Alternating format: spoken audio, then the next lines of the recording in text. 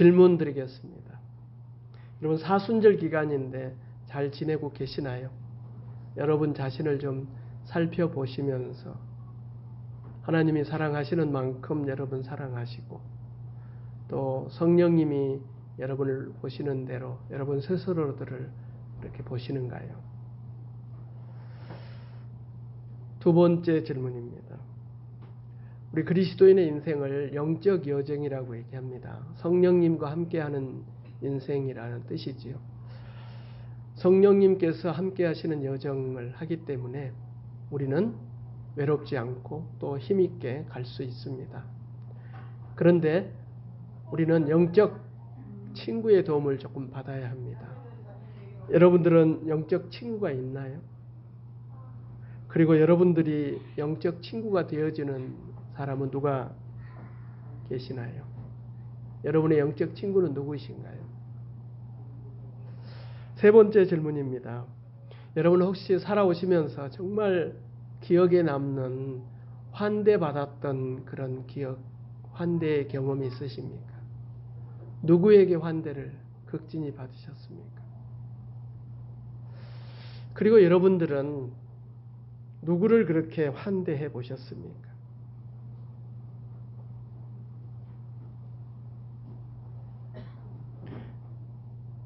코로나 때문에도 그렇고 오늘 우리들이 살아가는 이 세상 현실이 점점 교회 공동체가 위협을 받는 그런 세태 속에 우리가 신앙생활을 하고 있습니다. 교회가 공동체가 붕괴가 되고 교회가 생명을 잃어가고 있다 합니다. 그 이유는 몇 가지 있습니다. 개인주의죠. 우리 살아가는 세상 삶도 힘든 것이 개인주의입니다. 전부 자기밖에 없는 그 세속의 사상이 우리 교회 속에 들어왔습니다. 교회에서도 공동체를 이루기보다는 개인입니다. 사실 기독교의 신앙은 개인적인 것보다는 공동체를 지향하는 신앙인데 교회도 지극히 개인주의적인 것이 되어서 교회가 공동체성을 잃어가고 있다. 두 번째는 교회 속에 섬김을 잃어버린 섬김의 정신, 환대의 정신을 잃어버린 직분들입니다. 교회 속에 직분자들로 가득 찼어요. 어느 교회나. 그런데 이 직분자는 많은데 그 정신, 섬김을 하기 위해서 환대하고자 하여 환대자로 세운 직분자들이 그저 직분에만 머물러 버린 직분이 계급처럼 특권처럼 생각하는, 그래서 결국 정신을 잃어버린, 환대의 정신을 잃어버린, 섬김의 정신을 잃어버린 직분들 때문에 교회가 생명력을 잃어가고 있다. 세 번째는 교회의 어떤 일들이 다 기능 중심, 달란트 중심입니다. 달란트가 있는 사람들만 교회의 어떤 사역을 감당하고 또 그 달란트 기능을 갖는 사람들만 또 교회 속에 쓰임 받는다 하는 이 분위기가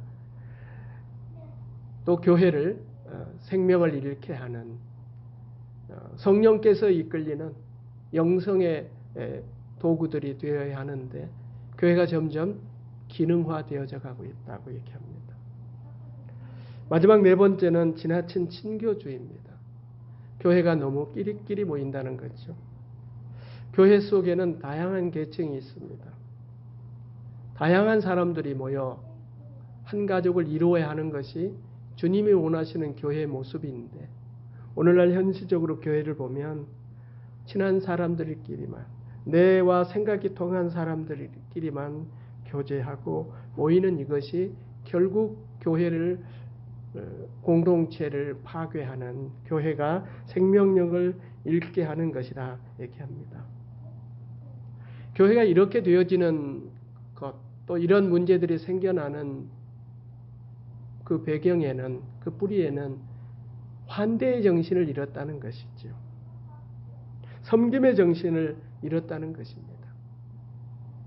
코로나 시대 이후에 또 이 코로나를 당하고 있는 이 시대 속에 있는 우리가 회복해야 될 것은 이 환대의 정신입니다. 섬김의 정신. 교인들에게 이 환대의 정신이 회복되어야 이제 세상 속의 교회로서 주님의 빛과 소금의 역할을 감당할 수 있는 것이죠. 여러분, 구원받는 성도들, 우리가 구원을 받았잖아요. 우리가 구원받는 우리들이 어떻게 살아야 잘 사는 것인가? 주님이 구원받는 우리들을 이 세상에 두시는 것은 분명한 이유가 있으실 것입니다. 우리가 어떻게 살아야 하는가? 그 삶은 예수님처럼 환대의 삶을 살라는 것입니다. 우리 기독교의 본질, 기독교 교리의 어떤 중요한 교리 하나는 예수 믿으면 구원받는다는 것입니다. 예수를 왜 믿는가? 구원받기 위해서. 그렇다면 구원받은 성도는 어떻게 살아야 하는가? 환대하라는 것입니다. 환대의 삶을 사는 것. 우리 인생의 최고의 삶, 우리 그리스도인들이 지향하는 최고의 삶은 구원받고 환대하는 삶을 사는 것입니다.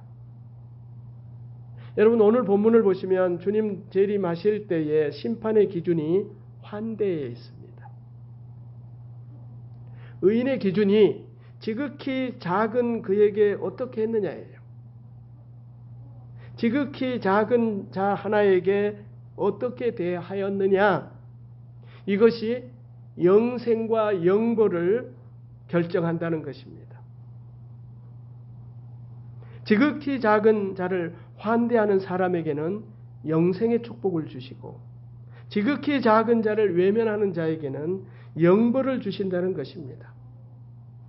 오늘 본문을 보시면 지극히 작은 자가 누군가를 말씀하고 있는데 줄인 자, 목마른 자, 나그네 된 자, 헐벗은 자, 병든 자, 옥에 갇힌 자를 말하고 있습니다. 주님 다시 오셔서 심판하실 때, 재림하실 때에 이 지극히 작은 자 한 사람에게 내가 어떻게 하였느냐, 어떤 태도를 보였느냐에 따라 영벌과 영생이 결정된다는 것입니다. 우리가 어느 교파에서 신앙생활을 했느냐, 너가 장로교에서 했느냐, 순복음교회에서 했느냐를 주님이 물으시지 않는다는 것입니다. 너가 얼마나 많은 기도를 했느냐, 너가 얼마나 많은 성령의 체험을 했느냐, 이걸 묻지 않으신다는 거죠. 얼마나 큰 일을 했느냐, 어떤 위치에서 있었느냐, 이것이 그렇게 중요하지 않다는 것입니다. 너가 어떤 이념을 가졌느냐, 너가 좌파냐 우파냐, 이게 문제가 아니라는 것입니다. 주님이 보시는 것은 지극히 작은 자 한 사람에게 어떤 태도를 취하였느냐 이겁니다. 우리가 살아가는 삶의 여정 가운데서 우리는 만나는 이들이 많지요. 이름 없이 나에게 아무런 관심도 받지 못하는, 관심 없이 있는, 내 언저리에 있는 그런 사람들이 있습니다. 그들에게 어떤 태도를 보였느냐? 그것이 영혼을 결정하는 거예요. 우리의 영혼을 결정하는 것은 큰 것이 아니고 먼 곳에 있는 것이 아니고 내 삶의 언저리에 있는 사람들을 어떻게 대했느냐, 지극히 작은 자를 어떤 태도로 대했으며 그들에게 어떻게 하였느냐 하는 것입니다. 여러분, 오늘 본문은 그리스도인들에게 하는 말입니다. 예수 안 믿는 사람들에게 하는 말이 아니고 교회에게 하는 말입니다. 우리가 늘 쓰는 말이 있지요. 영생과 영벌은 예수 그리스도를 믿는 것으로, 믿지 않은 것으로 결정이 난다. 예수 믿으면 영생이요, 예수 안 믿으면 영벌이다. 예수를 믿으면 천국이요, 예수 믿지 아니하면 지옥이라고 말합니다. 중요한 교리입니다. 맞는 교리입니다. 여러분, 교리라는 것은 지도와 같아요. 지도라는 것은 땅이 아니잖아요. 여러분이 대한민국 지도는 가질 수 있지만 대한민국 땅은 가질 수가 없습니다. 교리라는 것은 땅의 지도지만 주님이 우리에게 원하시는 것은 실제적인 그 삶입니다. 그 삶이 오늘 본문에서 주님이 말씀하시는 것입니다. 예수를 믿는다는 것, 구원받았다는 것은 어떻게 사는 것인가? 우리가 어떻게 살아야 하는가? 나는 어떻게 살아가고 있는가? 이런 질문들을, 이런 평가들을 우리 스스로들이 할 필요가 있습니다. 여러분, 예수를 믿는다는 것이 어떤 것이지요? 여러분에게 있어서는. 여러분, 예수를 믿는다는 것은 오늘 본문의 말씀에 보면 지극히 작은 자를 돌보는 것, 이것이 예수 믿는 것이라는 겁니다. 지극히 작은 자를 무시한다면 예수님을 제대로 믿지 않은 거예요. 칼빈도 자기 저서 기독교 강해에서 그리스도는 모든 사람에게 그들의 행위를 따라 갚으신다. 왜냐하면 각 사람은 그의 행위에 의하여 신자인지 불신자인지 증명할 것이기 때문이다. 여러분, 오늘 우리는 이 말씀을 조금 심각하게 받아들일 필요가 있습니다. 지금까지 자기가 양이라고 생각했는데 염소일 수도 있어요. 내가 양이라고 착각을 하는 것이죠. 진짜 나는 양이 아니고 지금 염소로 판명이 받을 수 있습니다. 주님이 말씀하신 말씀 중에 이런 말씀이 있습니다. 나더러 주여 주여 하는 자마다 다 천국에 들어갈 것이 아니요 다만 하늘에 계신 내 아버지의 뜻대로 행하는 자라야 들어가리라. 여러분, 이 말씀도 예수 안 믿는 사람들에게 하는 말이 아니에요. 예수 믿는다고 있는 이 신자들을 향해서 하시는 말씀입니다. 오늘 말씀도 역시 우리 예수 믿는 우리들에게 교회 속에 하시는 말씀입니다.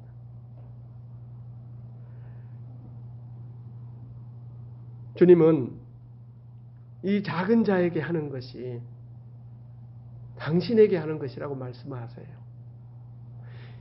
내 삶의 언저리에 작은 자에게 하지 않는 것이 주님께 하지 않는 것이라고 말씀을 하시는 거예요. 놀라운 일이잖아요. 그런데 더 놀라운 것은 이렇게 말을 하니까 의인은 내가 언제 주님께 그런 대접을 했고 언제 주님을 돌보았고 언제 주님을 찾아보았습니까?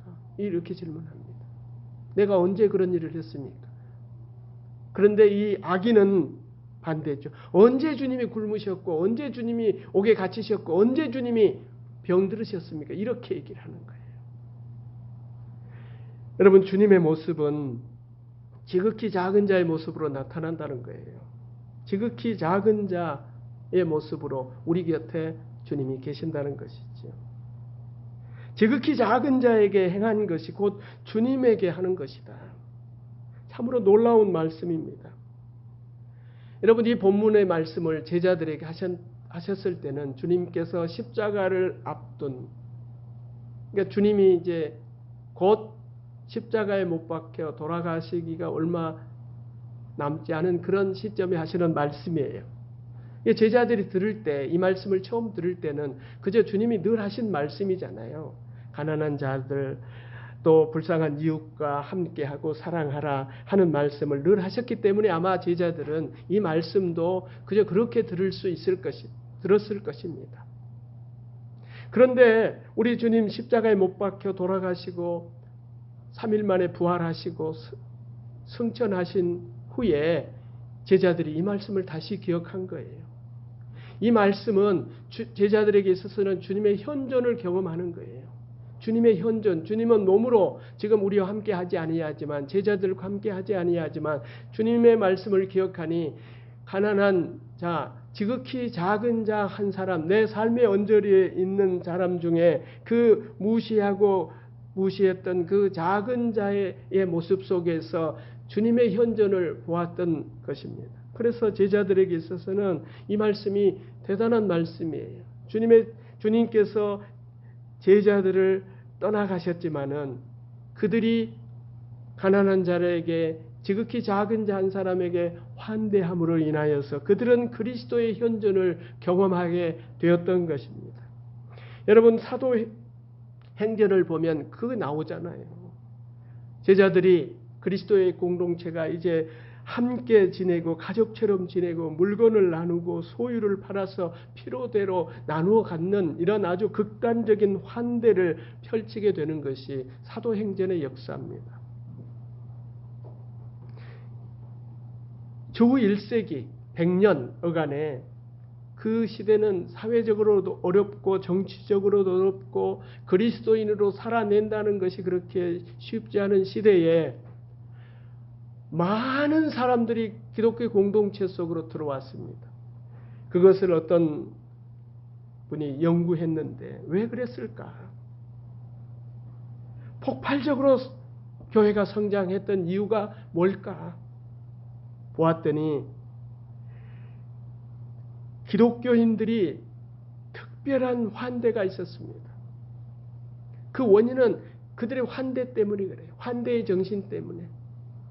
자기 언저리에 있는 작은 자들에게, 작은 자 한 사람에게 환대하는 그리스도인들이 있었기 때문에 그들을 통해서 교회가 부흥하고 교회가 세상에 영향력을 끼쳤다고 합니다.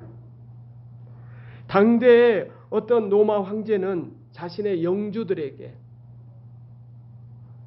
보낸 편지가 있는데 이렇게 썼답니다. 당신들이 다스리는 지역이 번성하기를 원한다면 기독교인들처럼 환대를 베풀어 보라. 초대 기독교인들은 가까운 친구나 지인뿐만 아니라 낯선 사람, 작고 보잘것없는 사람들까지 그리스도를 대하듯 예수 그리스도를 대하듯 환대했습니다. 이 때문에 교회는 매력을 세상 속에 매력적인 공동체가 되었고 수많은 사람들이 그 교회 속으로 그 공동체 속으로 들어오기를 바랬던 것입니다. 그런데 오늘 우리들을 보면 이 환대가 그저 형식만 남아 있습니다.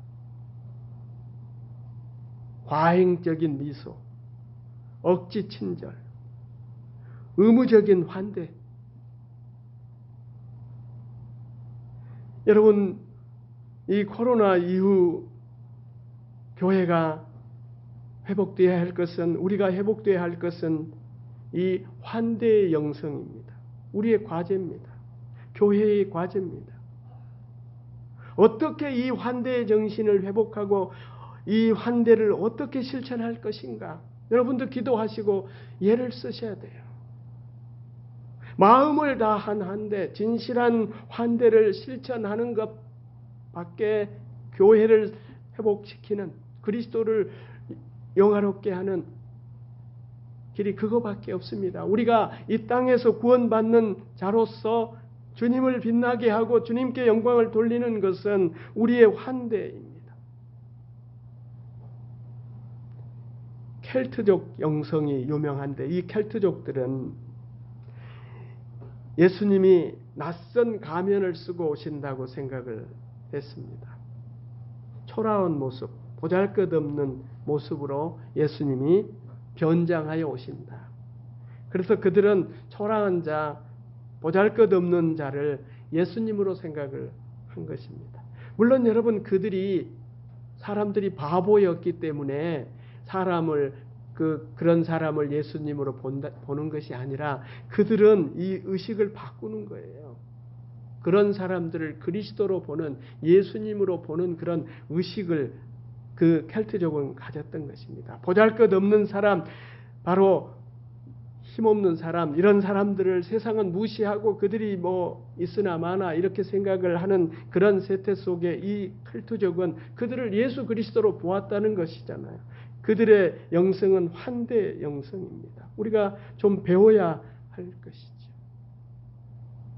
보이는 얼굴, 그것이 그분의 전부가 아니라 그 가면, 변장하고 있는 예수님으로 우리가 볼 필요가 있습니다. 그런 눈이 우리에게도 열릴 필요가 있습니다. 사막의 교부들에게도 우리가 배울 수 있습니다. 사막의 교부들은 두 가지 일이었어요. 기도하는 일, 그리고 환대하는 일입니다. 사막에서 기도하다 보면 사막을 지나가는 사람들이 찾아오지요. 지쳐 찾아옵니다. 목이 말라 찾아오고 배가 고파 찾아오면 이분들은 그들을 아주 절대적으로 환대하는, 먹을 것을 주고 마실 것을 주고 잠자리를 제공하는 그런 일을 이 수도사들이 했습니다. 그들이 자신들은 지금 금식 기도 중이라 해도 다른 사람이 오면, 손님이 찾아오면 금식을 멈추고 그를 대접했던 것입니다. 이런 일화가 있습니다. 어떤 날 두 사람이 어느 원로 수사를 방문했습니다. 그 원로는 지금 금식 기도 중이었습니다. 손님이 찾아오자 금식하는 것을 중단하고 기쁨으로 그들을 대접하며 함께 식사하며 친교하였습니다. 그분이 하는 말씀이 이것입니다. 금식에는 상급이 있다. 그러나 남을 대접하기 위해서 함께 식사하는 사람은 두 가지 명령을 지키는 셈이다. 첫째는 자기 의지를 버리게 되며 둘째는 사랑의 계명을 성취하게 된다. 자기 의지를 버린다. 이것도 정말 여러분 환대예요. 내 의지로 환대 내려놓는 것, 내 의지를 내려놓는 것. 지금 여러분 수도사가 기도하는 것은 칭찬 드려야 되고 그것이 자기 일이잖아요. 근데 그걸 멈추고 그걸 하지 않는 것, 이것이 바로 자기 의지를 내려놓는 이 훈련이 굉장히 중요한 훈련인데, 수도사들은 그 금식을 멈추고 손님을 접대하는, 환대하는 그것을 통해서 사랑의 계명을 실천할 뿐만 아니라 자기 고집을 내리는, 자기 의지를 내리는 그런 덕까지, 그런 은혜까지 덧입게 된다 하는 것입니다. 이 원로는 손님이 떠난 다음에 다시 금식을 시작합니다. 그 금식 중에 손님과 함께 먹었던 횟수만큼 더 늘려서 금식 기도를 맞추는 것입니다. 마무리했다는 것입니다. 여러분, 환대는 찾아오는 사람, 모든 사람을 차별하지 않고 그가 어떤 문제를 가지고 있더라도 그 문제에 내가 정죄하지 않고 받아들이고 배척하지 않는 것입니다. 방문자가 무슨 일을 하든 무슨 사상을 가졌던 이 사막의 교부들은 그들을 분별하지 않고 판단하지 않고 그들을 무조건 환대하는, 접대하는 일을 했습니다. 여러분, 우리도 남은 영적 여정을 어떻게 해야 할까 한번 고민해 보셔야 합니다. 이런 믿음의 결단이 우리도 있어야 됩니다. 사막의 교부들과 같은, 컬트족과 같은, 여러분의 삶의 언저리에 있는 작고 연약한 사람들, 힘없는 사람들, 지금까지 무시하고 관심 두지 않았던 그 사람들을 어떻게 대하느냐에 따라서 영생과 영벌이 결정된다면 여러분은 어떻게 하시겠습니까?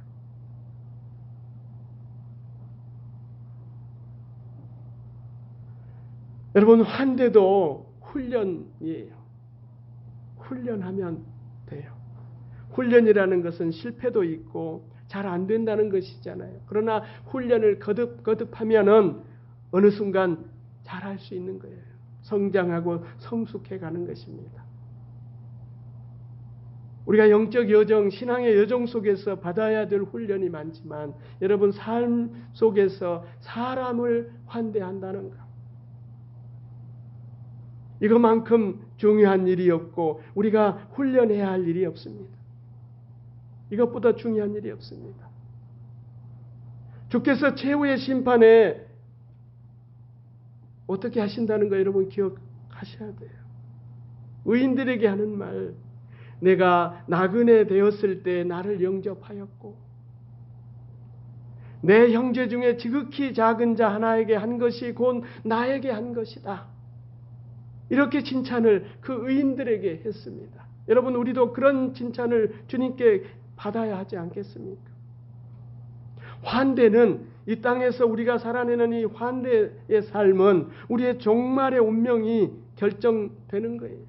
내가 여기서 어떻게 사느냐, 어떤 삶을 살았느냐, 지극히 작은 자에게 어떻게 대우해야 하는가, 어떤 태도로 살아냈는가에 따라서 내가 영벌이 처할 수도 있고 영생에 처할 수도 있다는 이 사실을 기억하시면서 여러분 환대의 삶으로 여러분의 삶이 성숙해지기를 축복합니다. 여러분, 우리 모두는 사실 그리스도인으로 부름받고 이제 환대의 삶으로 초대를 받았습니다. 여러분이 환대해야 될 장소가 어디인가? 여러분의 가정이고 여러분의 일터이고 여러분의 이웃이고 이 교회입니다. 가정이 가장 중요하지요. 환대는 가정에서부터 시작하는 것입니다.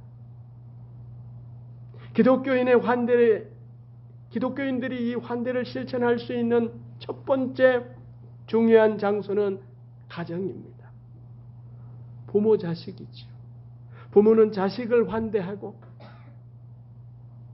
자식은 부모를 환대하는 부부관계 속에서도 서로가 환대의 정신으로 환대하는 거죠. 지극히 작은 자로 여기는 것입니다. 형제간의 관계도 마찬가지입니다.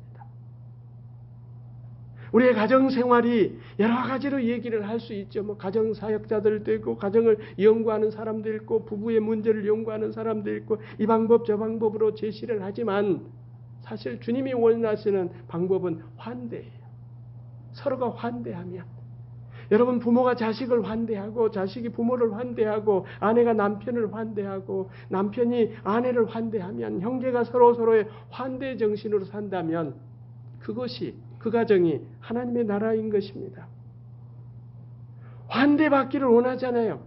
그러지 말고 주님이 말씀하시는 것은 내가 먼저 환대자가 되라는 것입니다. 가정 속에서. 여러분 두 번째는 여러분의 직장이지요. 직장에서 여러분 환대하셔야 돼요. 돈 때문에 그 직장을 가는 것이 아니라 환대하기 위해서. 여러분의 환대를 받고 싶어하는 사람들이 거기에 가득하잖아요. 여러분 그들의 생각이 좋은 생각이라면 그냥 받아들이는 거예요. 인정해 주는 것도 환대예요. 공손하게 말하는 것도 환대예요. 회의하실 때 어떤 사람이 말하지 않고 있으면 그의 의견을 물어주는 것도 그를 향한 환대예요. 여러분이 높은 권위의 자리에 있다면 좀 내려가는 거지요. 여러분이 낮은 자리에 있다면 높은 위치에 있는 분을 존경해야 하는 것도 환대지요. 여러분 이웃과의 관계 속에서도 환대로 이웃과의 관계를 맺으시기를 바랍니다. 오늘날 옆에 누가 사는지도 모르지요. 이웃과의 관계 속에서 여러분 서로 환대하는 그 환대의 정신으로 살아낼 때 교회가 교회의 역할을 하는 것이고 여러분이 환대의 정신으로 살아낼 때 한국 교회가 주님의 교회 이 하늘섬 교회가 사는 것입니다. 누구 때문에가 되어지는 것이 아니라 어찌 보면 여러분이 환대의 정신으로 살아내지 않기 때문에 이 문제가 생기는 거예요. 나 때문이지요. 여러분이 이웃과의 관계 속에서 시간도 내시고 여러분이 음식도 준비하시고 여러분이 특별한 기술이 있고 특별한 재능이 있다면 그것을 통해서 그들에게 환대한다면 주님이 영광을 받으실 것이고 또 아름다운 공동체를 만들어 가실 것입니다. 여러분 꼭 교회 속에서만 잘하셔야 주님이 칭찬하시는 것이 아니라 여러분의 가정 속에서 여러분의 직장 속에서 여러분의 이웃 관계 속에서 환대한다면 주님이 그걸 칭찬하시는 거죠. 가장 중요한 곳은 교회에서의 환대입니다. 환대할 수 있는 최고의 장소는 여러분 교회입니다. 주님의 몸된 교회잖아요. 여러분 교회도 여러분의 가정처럼 불화가 발생합니다. 여러분의 가정은 늘 평안하시나요? 어째 보면 교회 가정에서 더 불화하신 분들이 교회의 불화를 못 보신 분들도 있어요. 여러분, 교회는 가정과 마찬가지로 늘 불화가 있을 수밖에 없어요. 교인들이 다 다르잖아요. 기질도 다르고 자라나는 배경도 다르고 생각도 다르고 다 다르기 때문에 주장도 강하고 자기 생각대로 안 되면 다 이렇게 하잖아요. 환대하려고 하는 사람이 그렇게 많지가 않은 것이 교회의 현실입니다. 여러분, 그것을 아시고 여러분들이 환대자로 환대의 정신으로 이 교회 속에 있어지면 교회는 바뀝니다.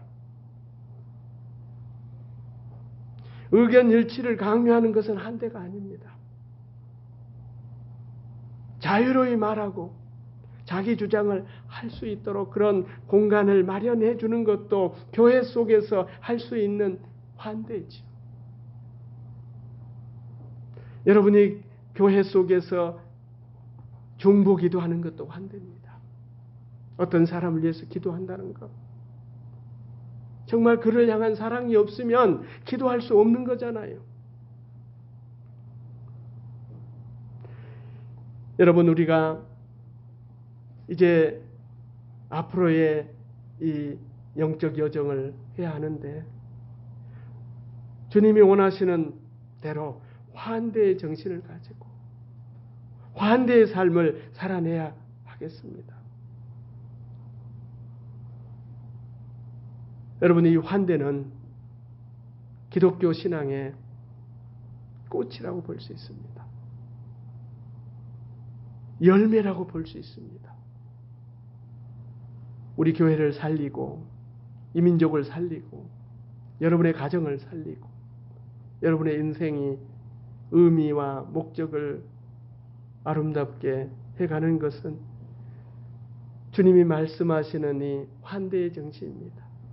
여러분의 삶의 언저리에 있는 작은 자에게 환대하는 것이 결국 우리를 풍성하게 하고 우리를 행복하게 하고 결국은 우리가 영생의 자리에 가게 있게 하는 것입니다.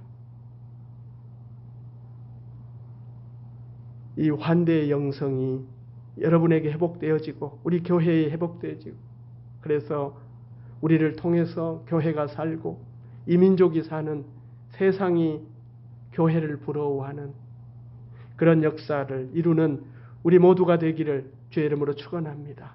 주님, 감사합니다. 우리의 삶의 언저리에 있는 작은 그 한 사람을 환대하기를 원하시는 주님, 우리 앞으로의 영적 여정을 환대하는 삶으로 살아내도록 우리를 인도하여 주시고 이끌어 주옵소서. 주님께 극진히 환대를 받았사오니 우리도 극진히 환대하는 삶을 살게 하옵소서. 예수 그리스도 이름으로 기도하옵나이다. 아멘.